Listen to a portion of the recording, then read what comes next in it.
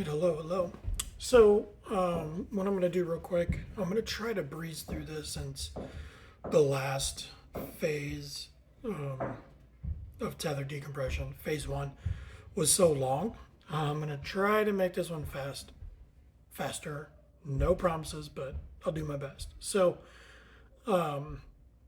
hopefully, you are now to a point where your dog can settle down pretty quickly, tethered, on leash next to you. So no matter what room you're in, if you're outside, whatever the case may be. So what part two is going to be about is going to be about creating that space now. So whether that be from just across the room, only 5 feet away, being completely in a different room. So this is going to be one of the longer parts, and you can kind of quote unquote cheat this by using place also, so you can transition between phase one and what's actually considered phase three pretty easily. So there's not a PDF for phase three or a video for phase three because it's just so easy. You essentially do the exact same thing of phase one, just using the place command, and obviously not, the dog is not on leash whatsoever.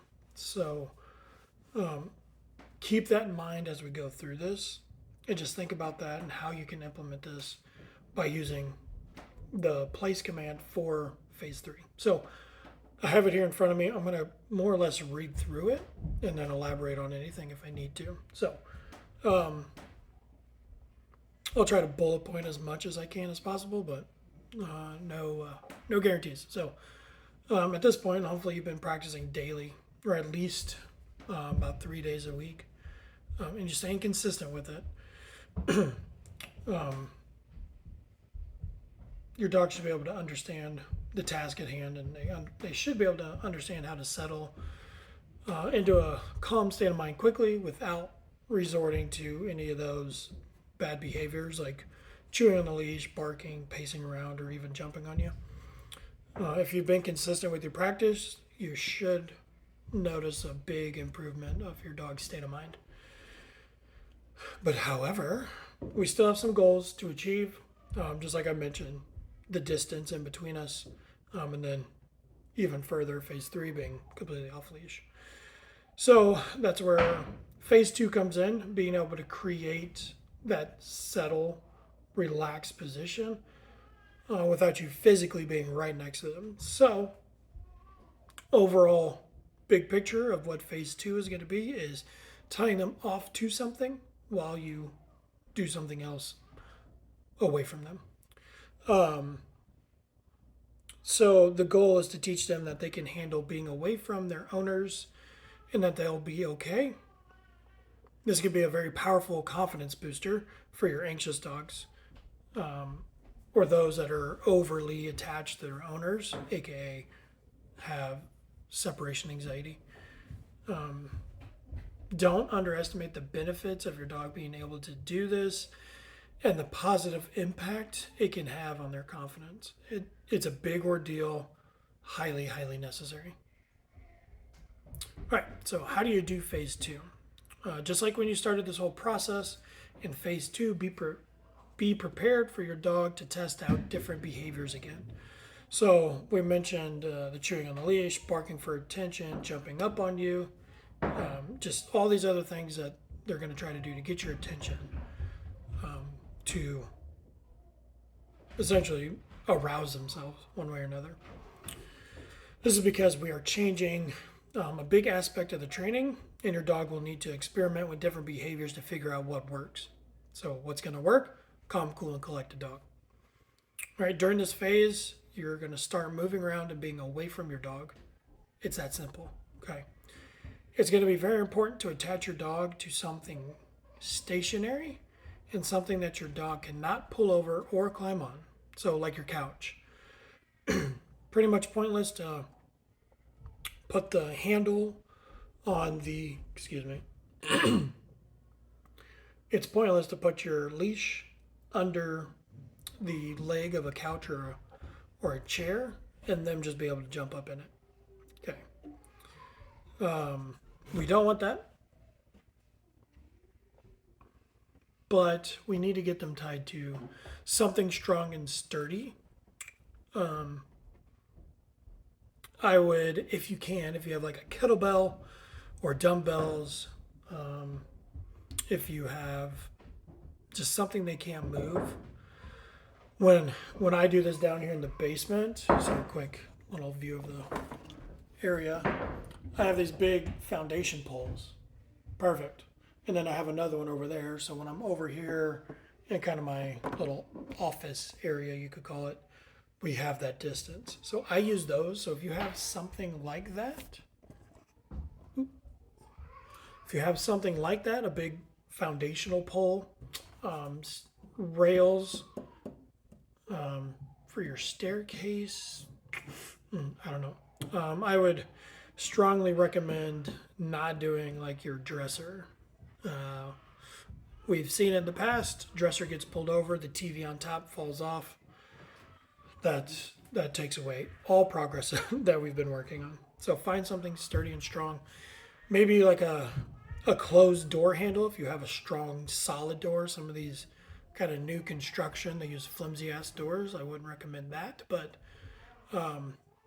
or you may even be able to like shut the leash into the door where the hinges are at. That's typically pretty strong, so you can just kind of experiment with different things around your house that you know your dog cannot pull away or move, right?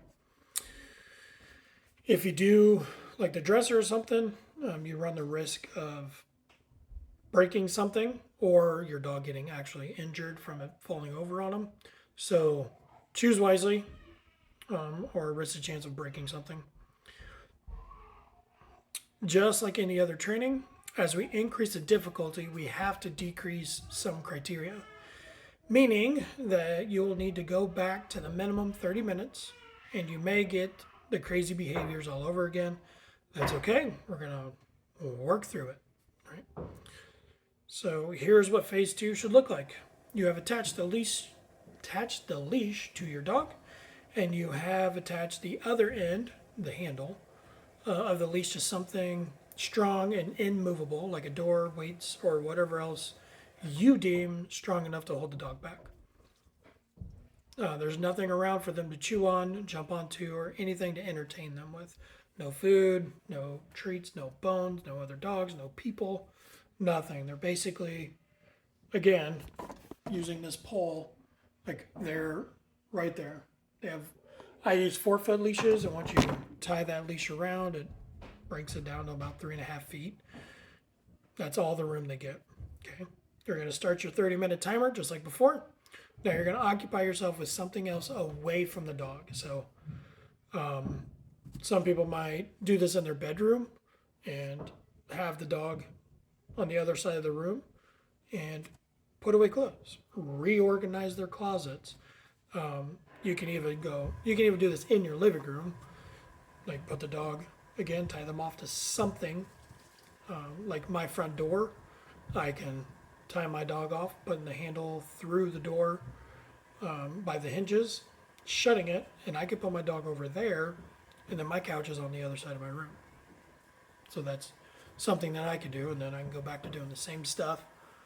Scrolling TikTok, watch a TV show, make a video for a client, do a podcast, or just kind of absolutely nothing. Take a nap, I don't care. But at first, you're not going to go out of sight for too long. So maybe, again, my living room, my dog's tied off. Maybe I go into the living room, I go into the kitchen, get a drink, but I immediately come back. You're not going to like tie them off in the basement down here, and then I go up there for the full 30 minutes at the very beginning. It's okay if you need to grab something from the other room or go to the bathroom or something, but the majority of the time you should be able to monitor your dog. Go make yourself some food, sit down across the room, do some work, or read a book, perhaps laundry, cleaning, whatever. The point of this exercise is to create distance and separation, but also, just like phase 1, to completely ignore your dog. No talking, petting, staring at, or any other type of interaction. Okay. use your brain, come up with something else to do. Okay, and over time, again, as your dog gets better at you being in the room, then you're going to extend further. You're going to go of that 30 minutes. So, okay, hold on, let me step back a second. While you're in the room, you're going to add more time, 30 minutes, 45 minutes, an hour, hour and a half, 2 hours, whatever it may be, okay, with you in the same room, only leaving for a couple of minutes to do something. Then maybe it's you bring that time back down and then you tie them off. They calm down. Once they're calm, you leave the room and go take a shower. Okay. I only take like a 5 to 10 minute shower, depending on if I just worked out or whatever. If I work out, I just go in and rinse off and get the stinky parts, and then I'm on my way. But sometimes, of course, I do the full body wash, and it takes a little bit longer. Too many details, sorry. But go in there, wash, come back out, go back to doing for the rest of the time. Maybe then the next time you go in, or maybe not the next time, but you do that a few times. And then you end up working longer times, gone for longer. Okay, there's all these different criteria that you can implement and mold, and so that your dog is the dog that you want. Nice, calm, cool, collected dog. So whatever that looks like for you, you guys are smart. You can figure it out. So now you've gone through all these times. You've done your 30 minutes. Okay, how are you going to end the session? Same exact way you did in phase one. Walk over calmly, unclip them, and go about your day. Don't make it exciting, rewarding, or anything. Just unclip and walk away. Again, make this a daily habit. Consistency is going to be the key of all things dog. If you can't do it daily for whatever reason, get it done at an absolute bare minimum of 3 days per week. Okay. This is where anything less is kind of they're a very dwindling success rate. I hope that's worded correctly. Okay, taking phase to the next level. It's been a minute since I've read through this. I apologize. So, after doing a few sessions and staying predominantly in the same room, start to incorporate more duration, distance, and distractions. Duration, increasing the amount of time required for the drill. Distance, getting further away from the dog and even out of sight. Distractions, anything that gets your dog excited or in a heightened state of mind. This may be more people in the room or you on the front porch. So again, you're on this side of the porch, your dog's tied off to the other side. You dancing around, working out, rolling toys around, whatever you know your dog better than I do. You know what excites them. So try all those things, get them used to it, staying calm. Whatever it is, little by little, add it in, add a tiny bit more frustration and stress to your dog. If you have a reactive or aggressive dog, if your dog is reactive or aggressive towards other animals or people, do not put them in a situation where they will encounter them. Okay? If you know they lunge, growl, bark, etc. at people or animals, don't do these environments quite yet. If you do, you can reinforce reactive behaviors, which will increase these tendencies. So for these dogs, go back to working on the duration and distance inside the home and really, really, really master them. Okay. Phase 3 is more suited for your reactive dogs and will help them change their emotional response to these types of triggers.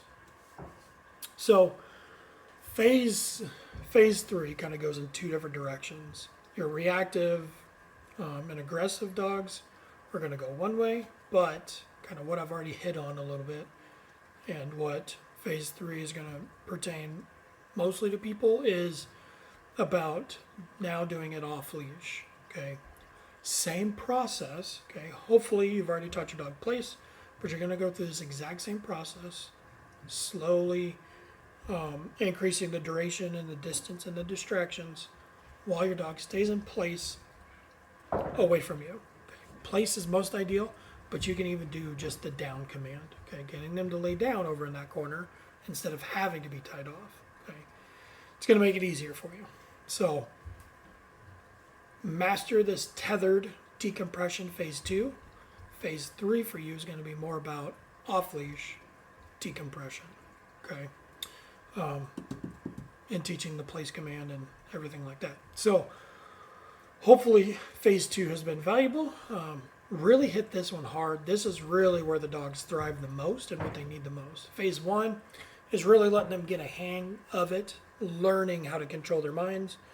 Phase 2 is where they really blossom, I guess you could say. So if you have any questions, you have my phone number, you have my email address.